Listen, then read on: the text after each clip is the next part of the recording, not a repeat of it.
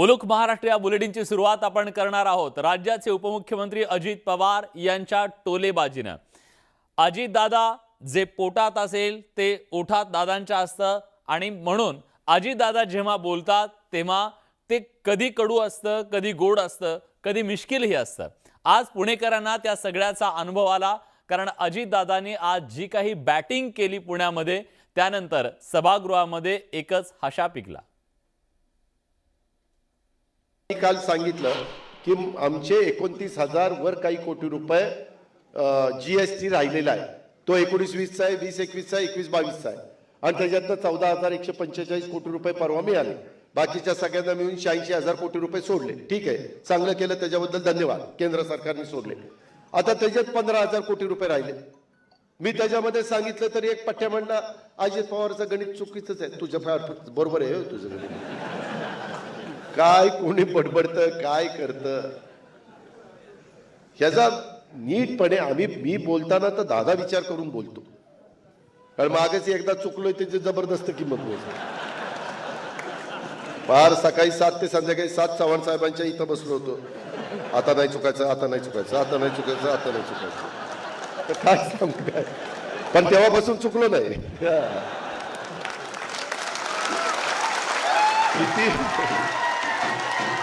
तुम्ही किती टाळ्या वाजवा आणि मला खुश करा तरी मी चुकणार नाही, कारण नेता बोलता बोलता टाळ्या पडायला लागला की ती घसरायला लागतो हळूहळू हळू।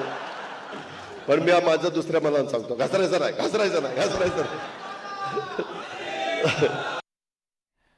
दादा चांगलेच सावरलेत हे दिसतंय याच्यातून स्पष्टपणे। पिंपरी चिंचवड मध्ये आता सीसीटीव्ही लावले जाणार आहेत। जवळपास 7,000 पेक्षा जास्त सीसीटीव्ही लावले जाणार आहेत आणि या सीसीटीव्हीच्या मुद्द्यावरून सुद्धा दादांनी जोरदार बॅटिंग केली। पण मोठ्या प्रमाणावर आपल्या शहरामध्ये सीसीटीव्ही कॅमेऱ्याच्या बद्दल पण जवळपास 88 चौकामध्ये गृह खात्याच्या द्वारे 297 कॅमेरे आणि मनपाद्वारे 2200 कॅमेरे आपण बसवले आणि आता आज मी ज्याचं भूमिपूजन केलं त्याच्यामध्ये ते पूर्ण झाल्यानंतर शहरात 7,600 कॅमेरे बसणार आहेत। तुम्ही रात्री कुठं जाता, दिवसा कुठं जाता, कुणाबरोबर फिरता, काय करता, गार्डन मध्ये कुठं गुलू गुलू करता, सत्यात गमतीचा भाग जाऊ द्या, पण 7,600 कॅमेरे तिथं बसणार आहे। हे कुणावर काही त्रास द्यायला किंवा हे करायला नाही, फक्त देखरेख करायला की कुणी चुकू नये, कुणाचा पाय घसरू नये, कुणी त्याच्यामध्ये हळूच काही सोन्याच्या दुकानात गेल्यानंतर हळूच खिशात काही टाकू नये असतो। काही चांगल्या लोकांना तशी सवय असते, आपण बघतो कॅमेऱ्यामध्ये कधी कधी। ह्या संदर्भामध्ये आपण हे काम करतोय। नाशिक मधल्या शास्त्रात जी परिषद झाली त्या परिषदेमध्ये एक वाद सुद्धा रंगला। महंत आमने सामने आले आणि एका महंतांनी माईक सुद्धा उगारलेला होता। त्या सगळ्यावरून सुद्धा अजित पवार यांनी मिश्किल भाष्य केले। आता हनुमान मारुतीराय पण म्हणत असेल, अरे माझा जन्म कुठं झाला ते मला माहिती, तुम्ही का वाटताय, वर्ग म्हणत असतील। कोण म्हणते कर्नाटकात, कोण म्हणते नाशिकात, कोण म्हणते युपीत, कोण म्हणते कुठं। अरे ठीक आहे ना, झाला होता ना, ते मारुतीरायच आहे ना। आता काही कुठलं तरी वेगळं सांगून काही उपयोग आहे का? आपल्याला शनिवार धरायचंच आहे मारुतीचा वार आणि तिथं जाऊन दर्शन घ्यायचंच आहे। पण ह्याच्यातनं जे लोकांची दिशाभूल करण्याचं काम चाललं इथंच जन्म, आणि महंतांनी गप्प बसव का, ती माईक घेऊनच एकमेकाला मारतात। काय चाललंय म्हणजे हे बरोबर आहे का? तुम्ही मला सांगा ना, हे पटतंय का तुम्हाला?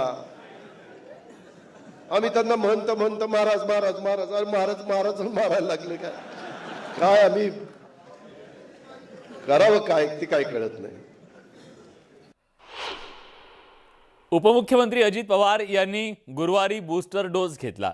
या बूस्टर डोस वरून सुद्धा अजितदादांनी मिश्किल शैलीमध्ये भाष्य केलंय।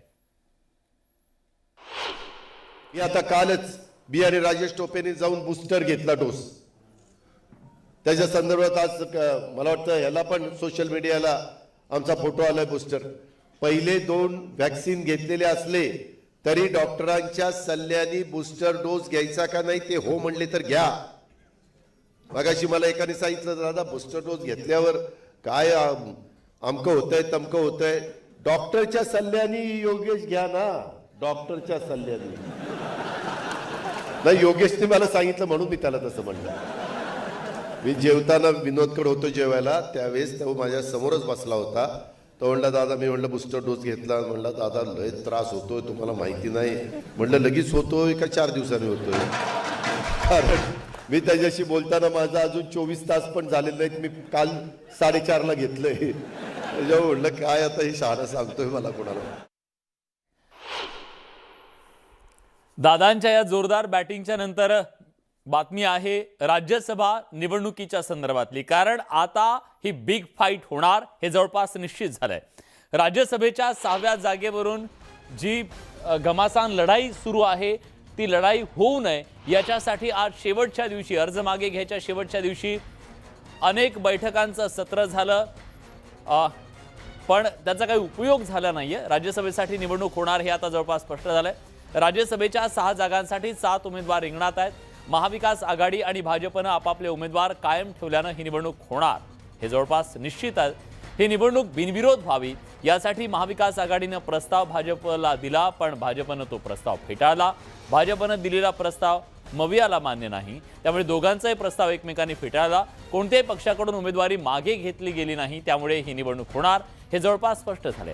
या निवडणुकीत आता कोण बाजी मारणार याची प्रचंड उत्सुकता ताणली गेलेली आहे. कारण ही निवडणूक अतिशय प्रतिष्ठेची बनवली दोन्ही बाजू.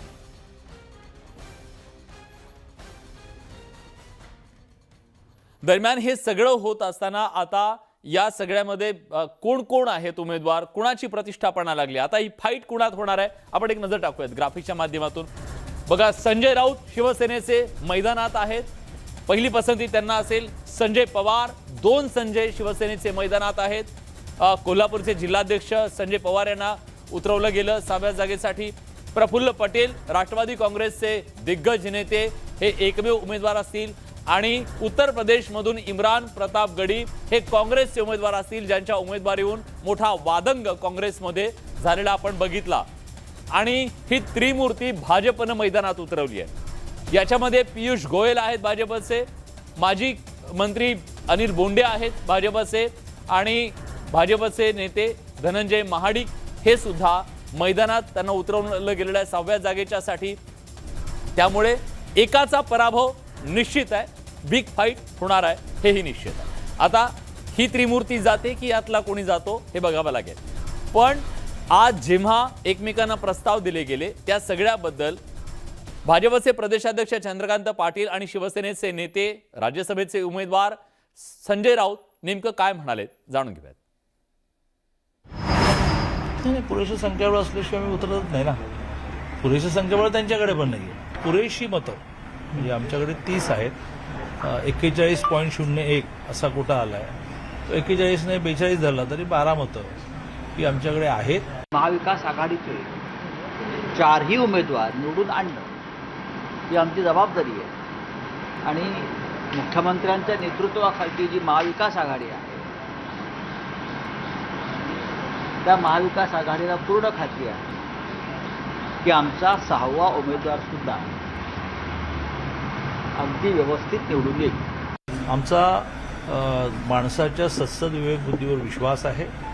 आणि असे दिवस गेले की असं कोंडून ठेवायचं आणि मग दमदाटी करून वोटिंगला आणायचं. आणि मुळात आमदार आहेत ते. गेल्या 2.5 वर्षामध्ये मुख्यमंत्र्यांनी सरकारनं या सगळ्यांशी उत्तम संवाद ठेवून अनेकांच्या मतदारसंघातली महत्त्वाची कामं केल्यामुळे हे सर्व आमदार महाविकास आघाडीबरोबर जोडलेले आहेत.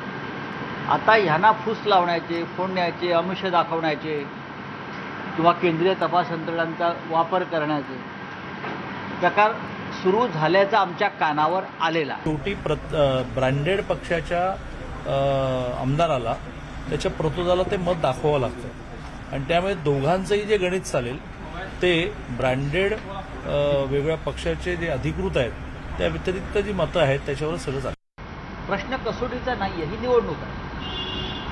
जर ही सामोपचाराने काही मार्ग निघाला असता तर दोघांनाही हवं होतं, पण नाही झालं. त्याच्यामुळे ही निवडणूक आम्ही जिंकू. कारण ज्या अर्थी आम्ही आमचा उमेदवार रिंगणामध्ये कायम ठेवलेला आहे संजय पवार यांनी, त्या अर्थी आमची पूर्ण तयारी आहे. असं नाही की आम्ही निवडणुकीला घाबरतोय किंवा सरकार आहे महाराष्ट्रात. लक्षात घ्या, जसं केंद्रात तुमचं सरकार आहे तसं महाराष्ट्रात आमचं सरकार आहे. दरम्यान 2014ला महाराष्ट्राचे खरे मुख्यमंत्री हे स्वर्गीय गोपीनाथ मुंडे हेच होते, असं वक्तव्य राष्ट्रवादी काँग्रेसचे आमदार रोहित पवार यांनी केलंय.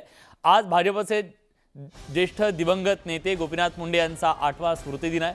त्यानिमित्तानं आयोजित करण्यात आलेल्या कार्यक्रमात ते बोलत होते.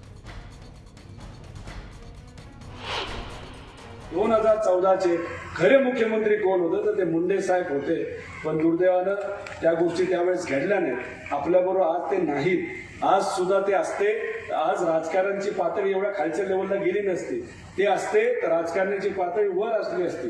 विरोध झाला असता, काँग्रेस, राष्ट्रवादी आणि सगळ्या पक्षामध्ये वाद झाला असता, पण पातळी कधी आणि संस्कृती सोडून कोणी त्या ठिकाणी बोललं नसतं जर आज मुंडे साहेब त्या ठिकाणी असते. भाजपचे दिवंगत नेते गोपीनाथ मुंडे यांची 8वी आज पुण्यतिथी आणि त्यानिमित्तानं गोपीनाथ गडावरती अनेक कार्यक्रमांचं आयोजन करण्यात आलेलं होतं. यासाठी अनेक दिग्गजांची उपस्थिती ही गोपीनाथ गडावरती होती. ओबीसी आरक्षणावरून आज या कार्यक्रमाला उपस्थित असलेल्या मध्य प्रदेशचे मुख्यमंत्री शिवराज सिंग चौहान यांनी राज्य सरकारवरती तोफ डागलेली आहे. या कार्यक्रमाला आज शिवराज सिंग चौहान हे विशेष उपस्थिती त्यांची होती. यावेळी पंकजा मुंडे यांनी गोपीनाथ मुंडेंच्या आठवणींना उजाळा दिला. ओबीसी आरक्षणावरून पंकजा मुंडे यांनी शिवराज सिंग चौहान यांचं कौतुक केलं. महाराष्ट्र सरकारनं याचं अनुकरण करावं अशी अपेक्षाही त्यांनी व्यक्त केली. माझी चिंता करू नका, मला काही मिळणार याची चिंता नाही, असंही पंकजा मुंडे म्हणाल्या. विधानसभा निवडणुकीमध्ये झालेला पराभव आपल्याला खूप शिकून गेल्याचंही पंकजा मुंडे म्हणाल्या.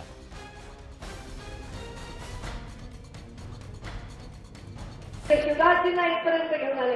आज त्यांच्या येण्याने मी खूप खूप हर्षोल्लसित झाले. दुःखाच्या दिवशी माझ्या चेहऱ्यावर हास्य आलंय. मी त्यांचं स्वागत करते आणि महाराष्ट्र सरकारला अशा प्रकारची बुद्धी लागो, अशा प्रकारची प्रेरणा लागो की आमच्या शिवराजजींचं त्यांनी कुठेतरी अनुकरण करून या महाराष्ट्राच्या समस्त ओबीसीवर आलेलं संकट, त्या संकटापासून त्यांना बाहेर काढा. ओबीसीचे मोर्चे, ओबीसीचे मेळावे घेणं आणि ओबीसीचा मी नेता आहे किंवा हा नेता आहे हे म्हणणं, ह्याच्यासाठी ओबीसीचं आरक्षण सुरक्षा करणं आम्हाला नाही पाहिजे. त्या ओबीसीचं भविष्य सुरक्षित करण्यासाठी ओबीसीचं आरक्षण सुरक्षित पाहिजे. आणि म्हणून मला वाटतं की आजच्या या दिवशी नक्कीच चांगली ओबीसीच्या बाबतीत गुड न्यूज या सरकारकडनं येईल आणि आम्ही शिवराजजींच्या सरकारने पण त्यांना मदत करतील हा विश्वास मला वाटतं तुमच्या माध्यमातून मी व्यक्त करते. बाकी तुम्ही माझी चिंता करू नका. मला सगळे विचारतात तुमचं काय भविष्य आहे, उद्या काय होणार आहे, तुम्हाला काय मिळणार आहे, याची मला खरंच चिंता नाही. मला याची अजिबात चिंता नाही. दिलेल्या संधीचं सोनं करणं हे गोपीनाथ मुंडेंचे संस्कार आहेत. माझ्या पराभवाचं सुद्धा मला सोनं करता आलं, याच्या एवढी पुण्य कुणाकडे आहे. हा पराभव मला दिल्लीपर्यंत घेऊन गेला. हा पराभव मला शिवराजजींसारख्या सरळ स्वभावाच्या सात्विक एवढ्या मोठ्या नेत्यापर्यंत घेऊन गेला.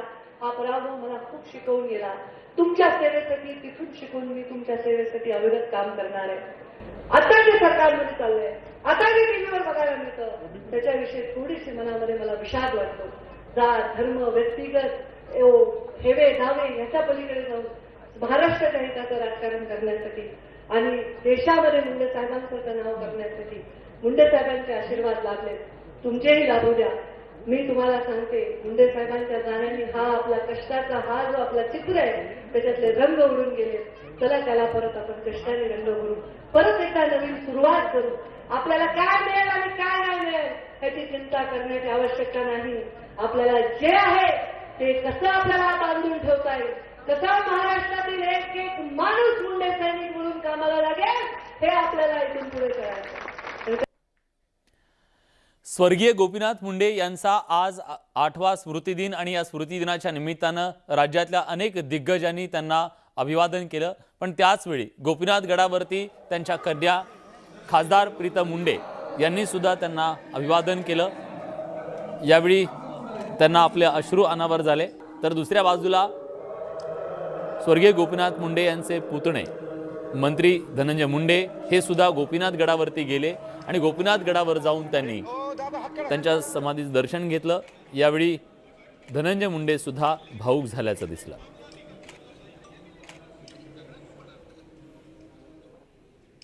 सामान्य माणसाच्या प्रश्नावरती तो संघर्षाचा जो त्यांचा आवाज होता तो आजही सामान्य माणसाच्या प्रश्नाचा तो त्यांच्या मुखातून निघालेला आवाज माझ्या कानात घुमतोय। ही वस्तुस्थिती आहे। एक कुटुंबातला म्हणून सुद्धा आणि अनेक वर्ष त्यांच्यासोबत सावलीसारखा राहिल्यानंतर त्यांच्यातले जे काही मी पाहिलं, जे माझ्यात आलं, मी जे काही अंगीकृत केलं ते पूर्ण करण्यासाठी अथक परिश्रम घेणार। दरम्यान आम्ही पूर्ण तयारीनिशी सुप्रीम कोर्टात गेलो आणि त्यामुळे आम्हाला स्थानिक स्वराज्य संस्थांमधलं ओबीसींचं राजकीय आरक्षण टिकवता आलं, असं मध्य प्रदेशचे मुख्यमंत्री शिवराज सिंग चौहान यांनी आज सांगितलं। ते परळीमध्ये बोलत होते। स्थानिक स्वराज्य संस्थांच्या निवडणुका होत असल्या या ओबीसी आरक्षणाच्या नुसार होत आहेत असंही त्यांनी सांगितलं। ओबीसींना आरक्षण मिळावं ही महाराष्ट्र सरकारची इच्छाशक्ती नसल्याची टीका सुद्धा त्यांनी केली।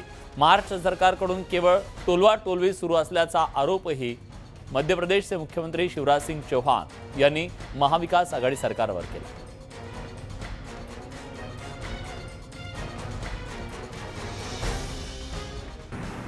देखिए, ये तो कुंठित लोग ही कह सकते हैं।